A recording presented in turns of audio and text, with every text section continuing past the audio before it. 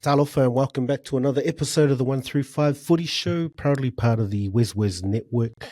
You can go check us out, articles from our columnists as well, and all our other podcasts on the website, weswesnet.com, and go check us out on all social platforms as well.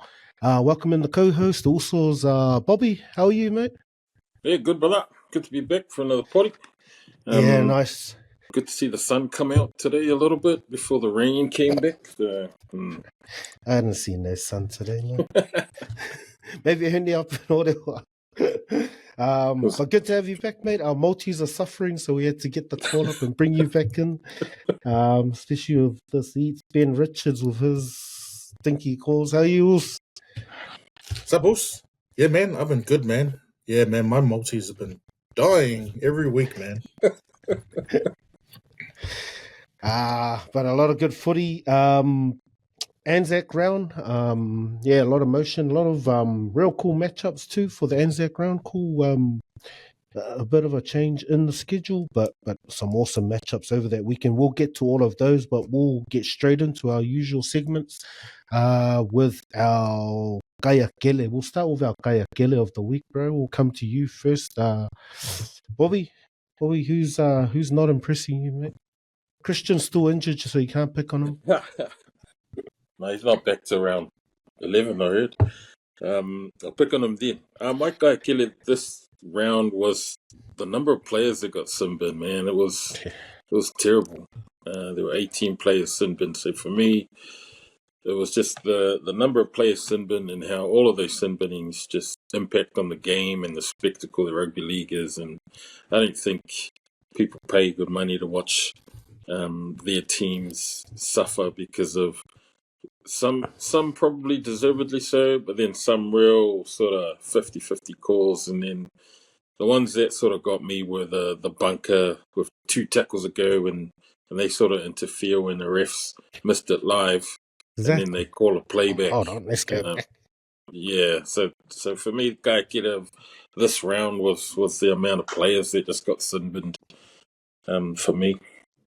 Fair call, Wilson. We will touch on that more afterwards. But come to you, Ben Richards. Who's your Kaya Kele of the week, man? Calling out yourself. Yeah, bro. Mine comes out of that the last game of the round, West Tigers versus the Sharks. And while I'm at it, I'll give a runner-up prize to whoever the bloody the guy in the bunker was for that game, because Bobby just touched on just the amount of sin bins on there. But bro, I think the worst one came from the game when who was it? Was it Bulle?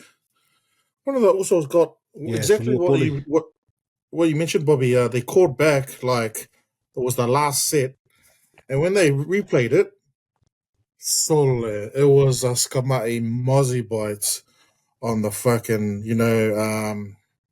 I forgot who it was, bro, but he got 10 and bin, right? But sorry, I just wanted to bring that up. You just reminded me of that. That's my runner-up. Guy, get it. But from that game, and I don't really want to give it to also because he's one of my favorite players. Plus, he kind of had he had a mixed bag this game, but Ronaldo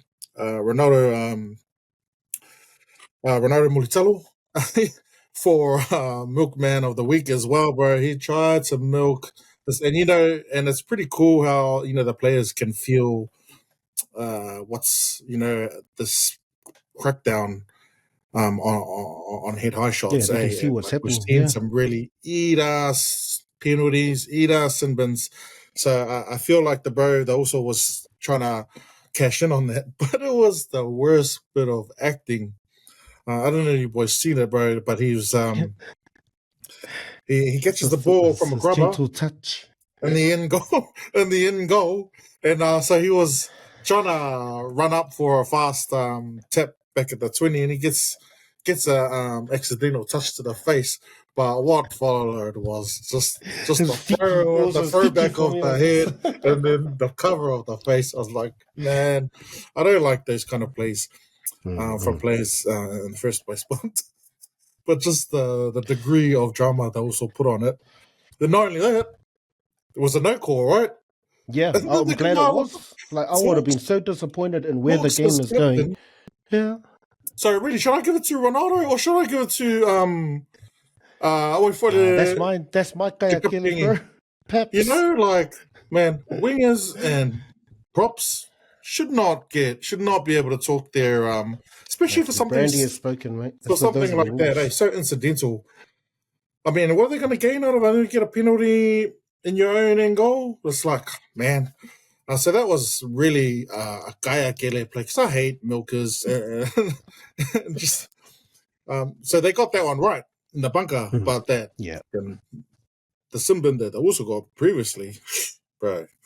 Yeah, it's a tough one this week. There's quite a few Kayakeles, especially with the officials. But yeah, that's me for the bro right now. And you know what? Thought he had a good game, eh? Scored a mean try. Right, Couple of errors, a real rocks and diamonds game, eh? Yeah. Nice call on Kayakele. Yeah, very much, I guess, a common theme we saw throughout the weekend in those calls. Another one, I thought that was the one you were going to mention, Kayakele, was the challenge from the Storm. So they went up, Fia Go challenge, and off the back of the replays, Paps ends up getting Sinbin off the back of his Fia. Let's challenge that call. We've got nothing to lose. It's the last few minutes of the game. So yeah, I'm giving my Kayakele to Paps for being a boss and challenging a simple penalty and end up getting himself Sinbin. Nice work, Paps.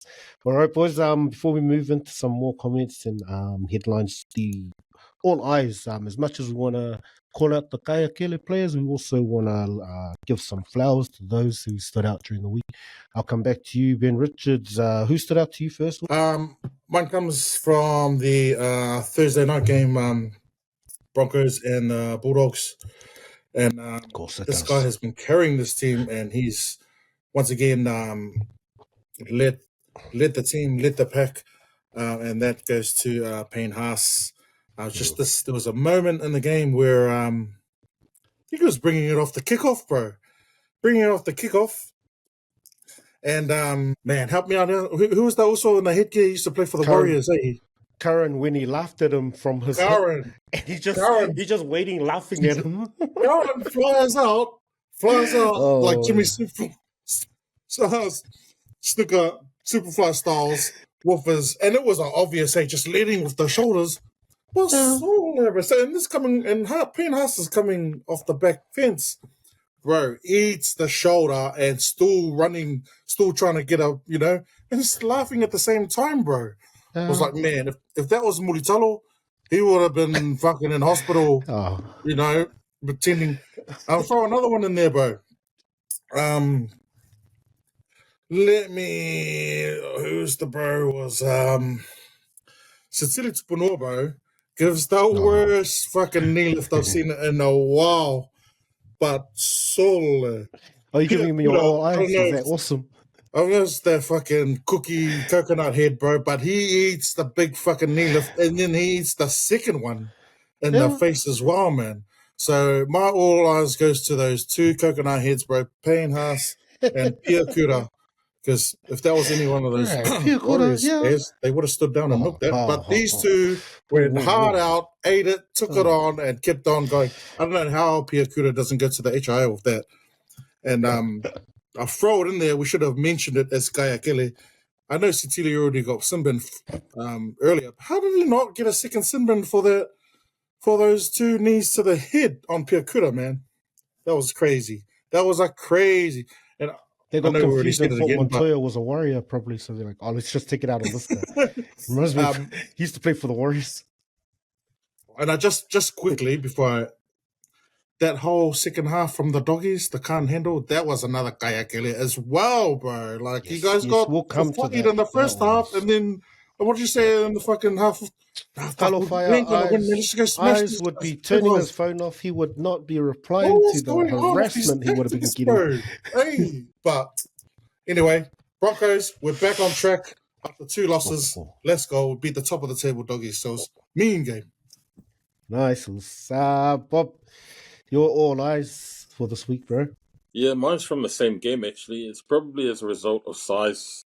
All eyes. My all eyes was Adam Reynolds. That guy He had a try, he had 3 try assists in that first half, and he was just 40-20. dismantling the doggies that night. Him and Ben Hunt, as a combo, really made up for last week when Ben Hunt got grilled for playing so kaya. But their combination with Cobbo up the back was really good. Like Cobbo, I really like Cobbo at fullback. We'll mention it when we talk about the game, Bulldogs and Broncos. But for me, Adam Reynolds, he really took it to them. He was playing really direct. That try he scored was just Adam Reynolds. Like he's the only one that's pushing up in support. He gets the pass off Haas and then, pops his shoulder out or whatever happened to his arm, but he still manages to score the try. But him, for me, was my all eyes this week, and rightly so. It wasn't such a commanding performance from Payne Haas and the rest of the Broncos pack that allowed their halves to just really run riot over the doggies in that first half, and it was just a terrible showing from the doggies in that game. So for me, Adam Reynolds. Nice, Reno. Good calls. Both of you from that game. Hard to miss anyone from there. I'm gonna back our boys as well. My all eyes goes to Wade Egan. Just seems to have so much time. Just the work he's doing there in the Warriors. I think we look to those young halves, but I think he's really doing a good job of just stabilizing that spine. So, just the work he kind of, there was that little period when he was off the field and it was noticeable. So, just the work he's doing there with the boys. He's probably had it for a few weeks. I've kind of, other players, I've just not had him on my radar, but definitely deserves the flowers. So I'm calling out the all-star Wade Egan. Nice, boys. Let's head to some headlines fresh off the press after the last couple of days. Jamal Fogarty is making a call. He's taken up a deal 2 years over at Manly. Obviously going to fill that gap that's going to be left with the void of Cherry Evans moving on at the end of the season. All reports seem to look like it's at the end of the season, not a yanking of him anytime soon. I know he was all eyes for a few weeks with the boys as well from Jamal Fogarty. So just your guys' thoughts. I don't know what this does to the Raiders season. Does he stay strong and just finish out as strong as he started with him? Yeah, so I don't think it does anything different to the Raiders season. He's a professional, man. And it's fucking surprising, bro, because I seen his quote. He come out and said, it's purely business on the Raiders side, and the Raiders, it sounds like, kind of did him dirty, but like didn't offer him do the right thing, same, offered him less, because he's quite a big part of their. How they're traveling at the moment, man. And especially what he's done ever since he's been there. So. Yeah, bro. And it goes to show, like, he's not a out-and-out fucking hit the line and create holes kind of halfback, but he is what plenty of teams are missing. A steady, good defender, a number 7 that can just work his team around the park and got a fucking 10 out of 10 kicking game also. And so you can understandably, mainly losing DCE, you can understand why they're throwing a bit of money to him and good on him and good on the Raiders, to be honest. Like, but what are their plans, bro? I'm not sure. Maybe they got some young guys coming in. I seen stealing some comments online. Kyle Weeks hasn't been setting the house on fire at fullback, but he's definitely he played every time when Fogarty was out last year. Kyle Weeks was the number 7, so I don't know if that's the plan going forward or there's a bit of a nursery down in Canberra, but a surprising one because he's a big part of that Canberra and like an experienced 7 is hard to come by, man. But and saying that, this Ricky Stewart, man, is one of the all-time best number 7s in the game, so he must have some kind of plan also, but definitely for me is a surprising one. Yeah. Any other thoughts, Bobby, on that switch? Yeah, I think they dropped the ball on this one, the Raiders. And I know that Fogarty's come out and said that it's been a business decision from the Raiders on their side, so he's gone ahead and just made a business decision for himself and his career. But what it sounds like is the Raiders have gone and just not come to the table. I was reading an article earlier saying that Fogarty's management approached the Raiders headquarters three times during the off season. So, and they didn't want to budge on the low ball offer that they had on the table for Fogarty. So he was like, I really wanted to see out that 1 year extension option that he had, but he wanted to. They didn't want to renegotiate. So he was like, well, that sucks, and you would have thought, and I guess in hindsight, it's great to see that maybe they should have done something with this management in the off season, but they probably wouldn't have been able to see that Fogarty was going to have the start that he's had, and that's I reckon Fogarty's playing the reason why he's playing the reason he's playing now is because of what's been happening in the background of his contract and stuff. So he's probably come out and gone, well, I'm going to show these guys, it's very similar to Terrell May leaving the Roosters and going over to the Tigers, and, Benji saying that you can start, and so now he's going to get all these minutes to build himself a case to make an Origin play. He's keen to play Origin, that boy, and so he's got that opportunity now at the Tigers. Similarly, Fogarty gets dicked around by the Raiders, and now he's kind of showing them, well, this is what these guys are going to be missing out on because you haven't come to the table. So he's just gone out and done, and he's right, it is business. He's, what's he going to do? Come back and sign for lesser money when he's actually playing really, really well and is a key part of the Raiders doing so well so far at the start of this year. So, yeah, good on him, I reckon. But, yeah, it is a bit of a surprise. But when you hear all the background noise into why it's happening, then it's kind of understandable. Well, yeah, and for the clubs, I think everyone's trying to drop the ball. Like, good on Fogarty. Like, that's the thing. He's playing awesome footy at the moment. But, yeah, like an experienced 7 is hard to come by. So now the Raiders have to experiment with someone. And that's the thing. Like, upgrading him for a couple of years, he's 31, so that still gives him, good longevity. On the flip side, for the Manly side also, though, I'm a bit confused. You're telling a 36-year-old that one of the best players in the competition, where your services are no longer needed, obviously due to age, but then you're bringing in a 31-year-old.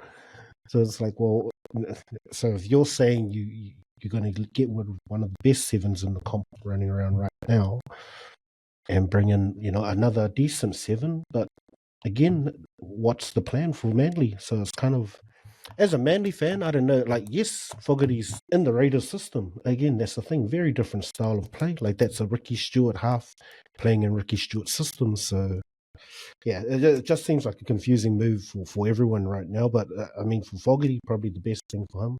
And good on him again, like you guys said, the clubs are all happy to play these games when they don't need someone. They make up excuses and we'll let them go back to their family or whatever. But as soon as the player wants to make a decision for their family, it's a poor time. They should just take what work with the clubs and make it happen. So, yep, good on them.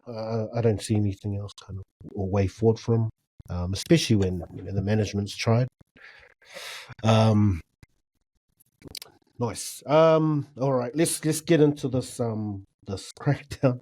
The crackdown that Abdo confirmed was not a crackdown as such. It's just the refs focusing on kind of enforcing the rules. So, man, we saw so many throughout the whole week. Like, there was just so many different degrees of what was kind of considered a head high, and just the impact it has on the game. And how it ruins the spectacle. I guess before we kind of go into what's happening today, though, I look back a year ago, kind of when, well, not even that, like probably over the last few seasons where you get, and I think they still haven't got it right because, you're getting players that are putting on a big shot. One of your players ends up being HIA, and the player who's committed the foul gets a penalty and put on report that goes to match review committee, and they'd probably get 2 weeks if it was serious.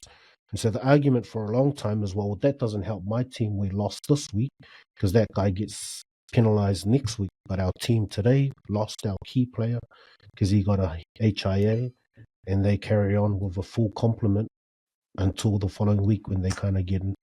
And so I guess this is kind of a reaction to those kind of things where it's like, actually, we need to penalise these guys doing it to the games that they're doing it in, because it doesn't kind of what was happening before, it's not actually impacting on those teams that are actually feeling it.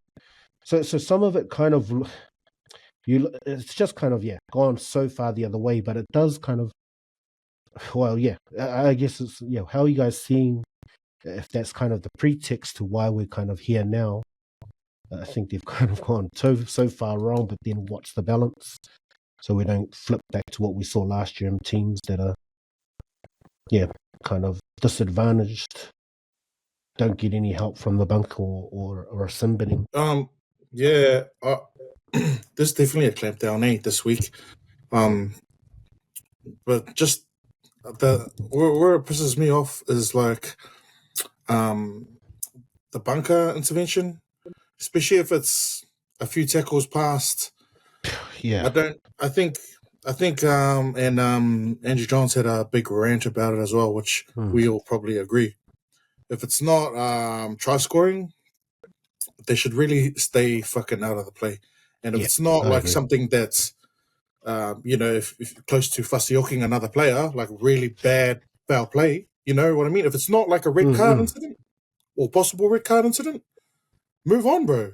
Hey, like if the ref missed it, my thing is, if the ref missed it, the two touchies missed it, then not that it's insignificant, but it wasn't a big, obvious one, But it shouldn't be fucking big enough for the match review to call it back. And the instances that they did call it back was dumb, bro.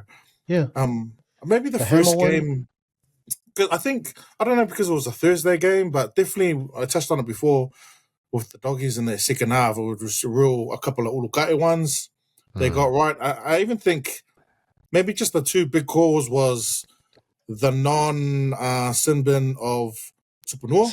Because if you're gonna, the one I mentioned, if you're gonna sin bin Bole, I don't even know if it was Bole that got in sin bin, but that his one was they called back. Hazelton.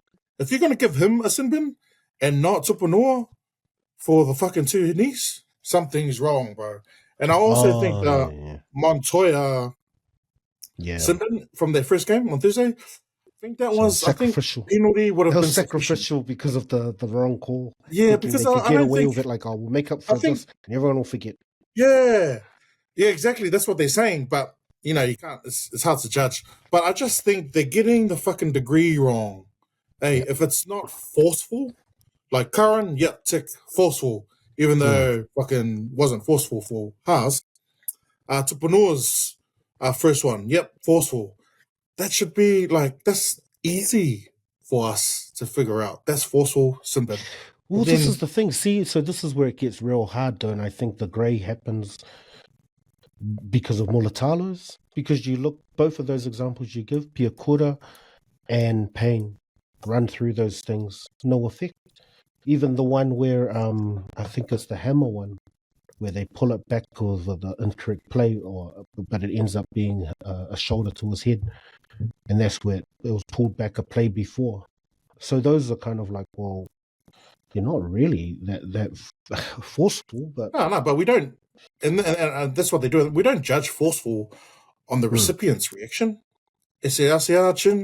Like. Shouldn't be penalised just because that person got injured or not injured. Everyone knows forceful.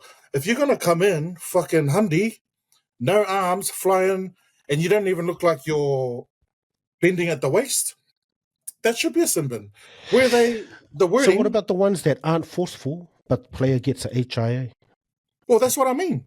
If it's not forceful, they're fucking up with the wording. It's insignificant or like, what's the other, mitigating, or if it's not really... Because forceful to me, you echo your whole king on. When someone's putting a head on. Come out the line But we're in dangerous territory. You're talking about HIA. That's insignificant, Us. The level of hurt, it's different. We don't judge on that, bro. Because we judge on who's tackling. and Yeah, the yeah. way they're tackling. The intention, But I just think they've gotten it like what they're wrong going as for. what's forceful and what's, I forgot the words they're saying. Something is another one's like, you can see ones that are obvious. They're not like the Tigers one. That wasn't obvious. I just think there's nothing wrong with the system. It's always been the same. But all of a sudden now they're fucking clamping down on giving guys anything bins. that touches the head. That's not Anything warranted, that bro. touches the head. Oh, yeah. But I don't think it's HIA shouldn't play a part. It's all we should know, or referees should know. Obviously, they don't. What's a fucking forceful hit and what's not? I don't know, Bobby. What do you think, man? There's a lot of clamours there this week, man. Yeah, they released a list yesterday of the teams. They ranked them in terms of high tackle penalties committed this season. And you've got Gold Coast Titans at the top with 18. And then it goes right the way down to the Warriors, who have got 3. So the bottom 1, 2, 3, 4, 5 teams are the Warriors, 3, Dolphins 4, Storm and Rabbitohs 6, all year. St. George 7. No high tackle penalties. These are high tackle penalties. Penalties, yeah. The top 5 are the Titans, Roosters, Tigers, Broncos, and Manly. 1, 2, 3, 4, 5. 18, 17, 16, 16, and 15. And so what they're sort of highlighting is, well, why is there such a massive gap between Titans at the top on 18 high tackle penalties and the Warriors at the bottom? Is it their defensive coaches, how they're coaching their teams on tackling techniques, or, how do some of these teams have single digits and then others are in way double digits, almost 20 high tackle penalties? Well, yeah, it does. 8 there rounds. is a technique, so there is some science. Like, obviously, if you've got that much of a difference, there must be some differences. Oh, yeah, like what Doggies was doing is definitely going to get you bloody penalties. Like, I don't know what they were thinking. With their approach to you guys think the Latrell one should have been a penalty on Sua? Yeah, see, that's a hard one, because that's the thing. Again, like intention, he's going for a tackle, but at the waist, at a normal tackling level, Sua slips and he's come in, but then it's like, so yeah, you're right. Like when I'm going, oh, but he got HIA, but it's like, yeah, but that's a different thing. You can't go, he got HIA because, did he fail? The ground. Yeah, he failed. Oh no, he came back on. Grade 2, he passed his HIA. Yeah, it was grade 2, passed it and came back on. See, that was forceful as, but he made would have been legal. He made a reasonable effort. Yeah, so he was already low, but you know how fucking tall Fa'alonga was, and Fa'alonga started slipping, so he was not much off the ground, so it was a bit hard to get out of it. And even the Bellamy and the thing at the press conference kind of was in his corner, like, so those ones are a hard one. You 50-50 whether it's sin bin or not. But I just think get rid of those dumb Mozzie bite calls that the boys been getting sin bin for. That goes down on the fucking ref. Yeah. Or the bunker, or whoever it is. Well, I mean, yeah, and I guess it's trying to get the gauge of what is that level. Like, because you look at near quarters and even Leo Thompson's very similar kind of hit. But, they're big front rows. They're trying to make that, that stop. Those weren't sin bin worthy, do you think? Those two incidents? This is the thing. Like, even in the commentary, and so it's almost like some of the teams have adjusted. Like, even, like, you think Monty's quite close, and in the commentary, he's saying, well, this is the environment we're living in, and the guys need to expect this. If that's where they're hitting players, this is the consequence. So for Monty to be that close to the team and saying that, and the way the Warriors, like, those stats don't lie, so it's like, well, that's a mindset. Then these guys are very clearly knowing we don't want to be giving away dumb penalties, and that's a thing, because it's just a dumb penalty that can go against the team. So I guess that is a bit of coaching. They do a lot of this wrestle and slow death, and so they're making sure that they wrap up and go slow with those tackles. So a lot of that impact, it looks a bit slower, but I don't know if it's safer, but it's just making sure that they slow that play down by not fully tackling. So that's kind of different techniques. I don't know how much that plays into it, but there should be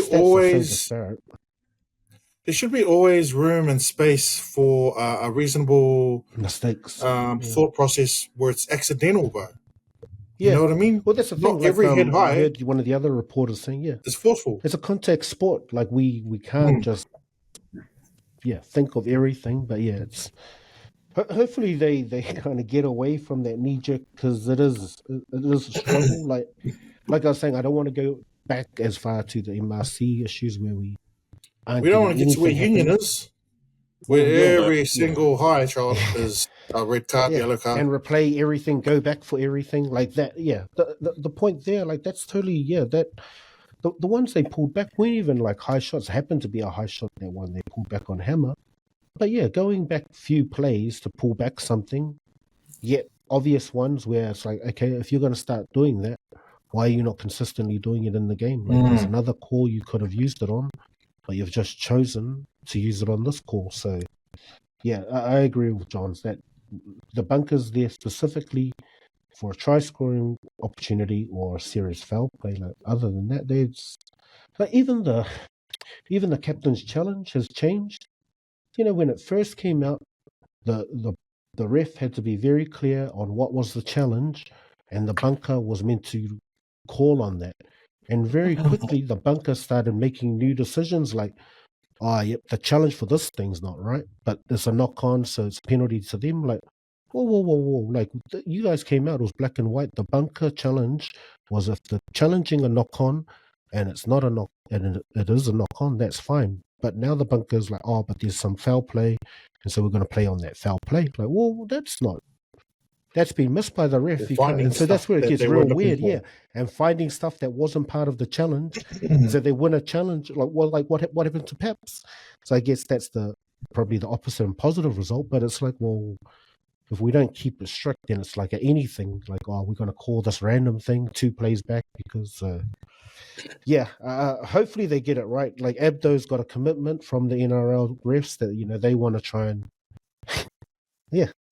I don't know. It wasn't a crackdown, but apparently they need to have a talk to not do what they did last week. So at least they kind of admitted they got it wrong. So how they get it right is going to be interesting, especially for such a special round like the Magic round, because this was the talking point last year. So maybe they plan to do the crackdown the week before to get it all out of the system, so that Magic round could be these guys are someone went and made a team of all the players that got Sinbin in the weekend. Oh. Got Pappenhausen at fullback, Dean Mariner and Montoya on the wings, Latrell and Paul Alamotti in the centres, Jake Clifford. I'd swap Sandon Smith into halfback. They got Leo Thompson and Curran at prop, and Cody Nikorima hooker. Scott Sorensen, Neil Cordier in the second row, Tupanua lock, and then 14 down to 18, Britt Nikora, Jamin Jolliffe, Brock Gray, Seal Tukeaho, Funopoli. That's pretty competitive. That's a gun game, the gun team. That's a gun team, all right? Well, that is a gun team. And they're all hungry. That's what you know from the way they're in that team. Just reading all of these players, like, they're super competitive in the contact. Every single one of these guys. That's why they're on that list. Defense, they're trying to make a difference for their team. Yeah, absolutely. Yeah, and all of these guys on defense, then they're going to man up. Like, and that's the thing. You really want to get that balance right, because otherwise it just becomes touch football. Then it's like if they don't get this balance right, it's going to be a poor spectator sport, and then sponsors aren't going to want the product of rugby league, which they're trying to sell to American audiences in the US. Have all of these sort of regulations that just mar the game, and they just the spectacle of it was really ruined, I thought, in the last round. Nice boys. Yeah, I think we'll probably touch on some of those other ones that happened during the games as we get around to the games. We'll let that one rest.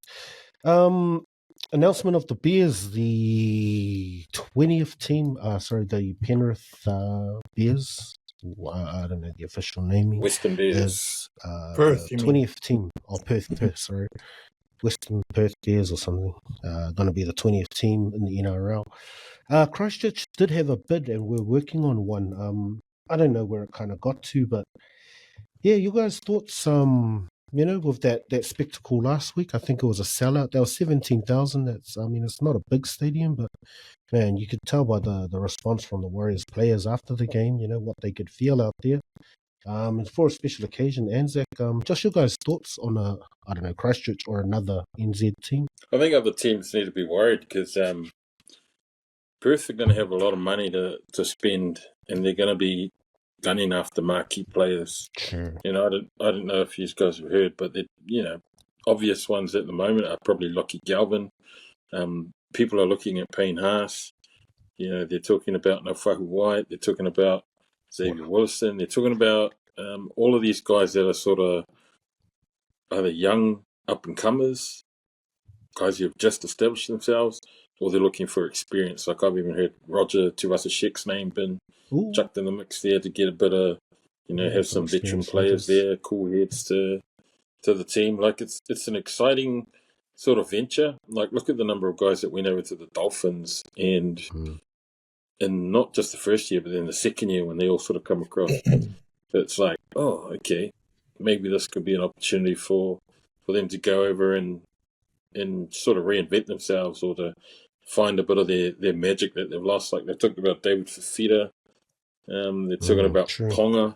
Like there's Sandon Smith. There's a lot of guys who are marquee players in their own teams now that this Perth team are going to be looking at. So, I'd be a bit worried if people were looking at my marquee props or my marquee fullback for my halfback. Yeah, well, especially when there's not many halfbacks to go around. Yeah, and it's not too far away, like 2027. It's year after next, man. So these guys are going to be shopping, and they'll be pulling out that brown paper bag full of cash.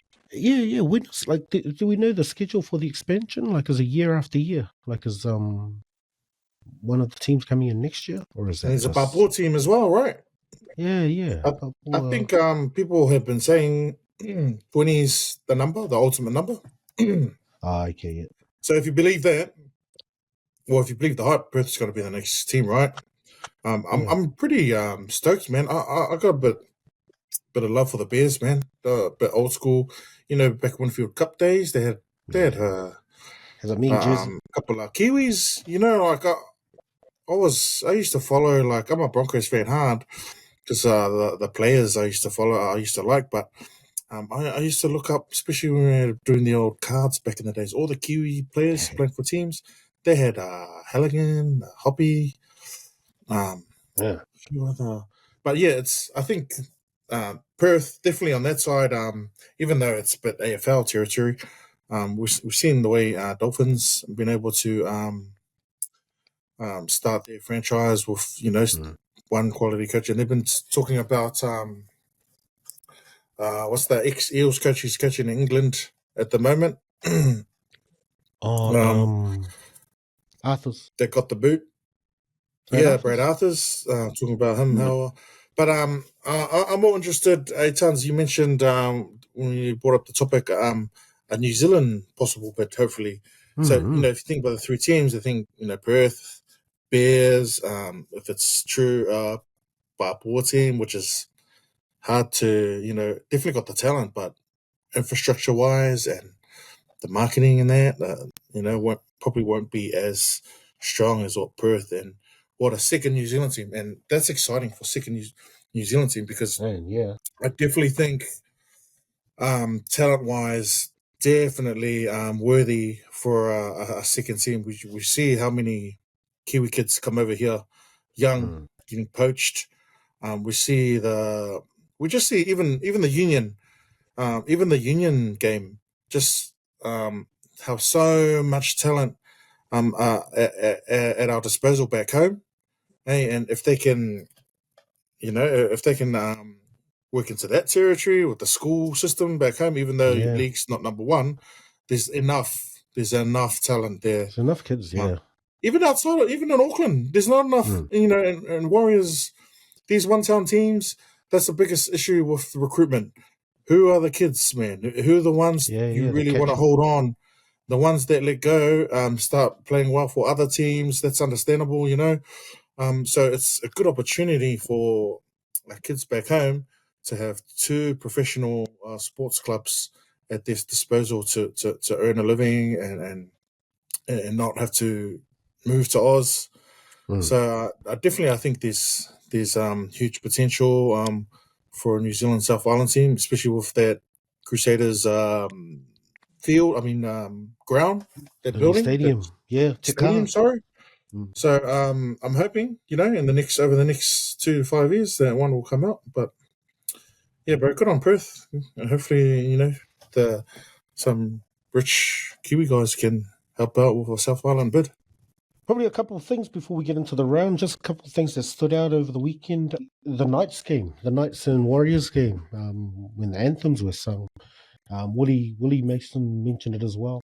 Kalyn Ponga singing the New Zealand National Anthem and not singing the Australian. Willie was kind of pointing to it. All the signs are pointing there, but I don't know. You guys' thoughts? Willie said if he ever played, if he said he even got the chance. But then I think he got injured. But he was saying he was having talks with Rugby.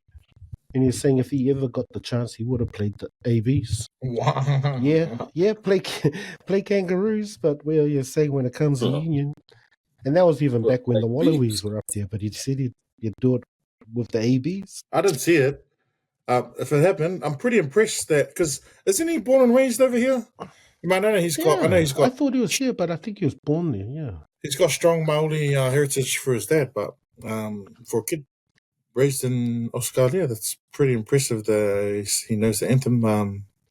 Or is he being smart about, possible code switch? But, yeah. Oh, maybe it's just his own, just his heart. Like, I just want to be we got that information from Willie Mason on his podcast. He went on to mention that if he went to Union... Oh, yes, the comparison. I don't know about Willie's comparison. Dan Carter level. Like, whoa, pump the brakes, Willie. Exactly. He can get away with that in Australia, Willie, but come on, mate. So, the New Zealand audience that listens to Levels is not impressed with those kind of he's a knowledgeable guy, but we ain't just talking about one of the greatest All Blacks. We're talking about one of the greatest fly halves in history, if not the greatest. So, come on, bro. You can't just switch codes and think you're on that level. But definitely be a good Union player, but he ain't no walking into an All Black team, that's for sure. Well, that's the thing. Heaps have tried and still don't get to levels, of that greatness. It's a big call. That's like saying someone from Union, oh man, he could move to league. He could be the next Andrew Johns. You get a punch of face saying stuff like that. Exactly. The next Wally Lewis, like, whoa. I don't think he realizes how much DC, Yes, wait, how much mana is in that Tenkara name. Unless he signed on the dotted line, man, I wouldn't buy into any of the stuff that people are... It could just be a ploy from Kalyn to, like, I don't know, bump up a future deal for him, whether at the Knights or some other NRL club, His stocks are pretty high already in league, so, for him to talk about leaving, it could just be one of those, what do they call it? A red herring. Yeah. It's just smoke and mirrors, man. Trying to make more money. He wants out from the Knights. Just say it. He wants out from the Knights. This is a start. Anyone's going to take me over to New Zealand, I'm ready.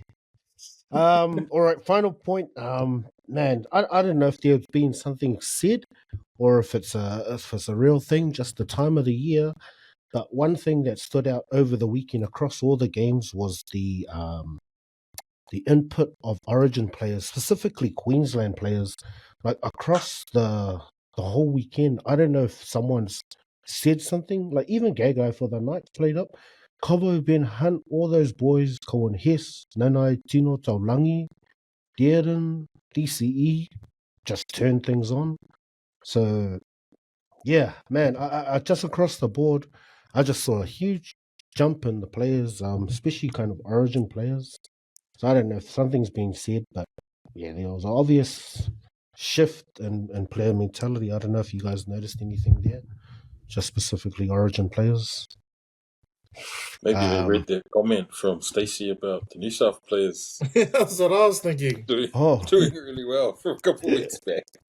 Well, yeah, I guess in saying that, like I was looking across the Queenslanders, but man, definitely a bolter for the Blues has to be Tyrrell May.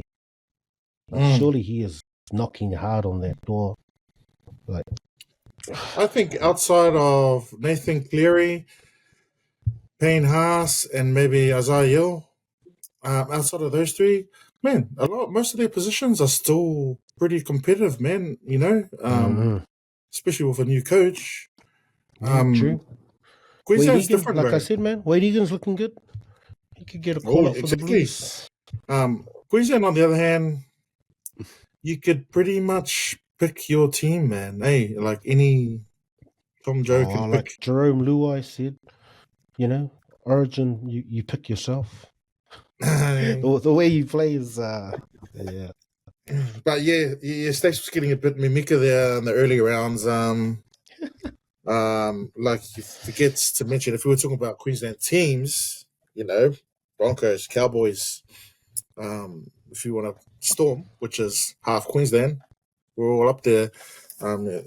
Look at these Panthers, Eels, Knights, Roosters, Panthers were close to my Rabbitohs. You know, these guys are trailing at the bottom, bro. So, no, I don't know, man. It's a bit early to talk about players and their form, eh? Yeah, we'll see in a couple of weeks. We're going to name a team next week.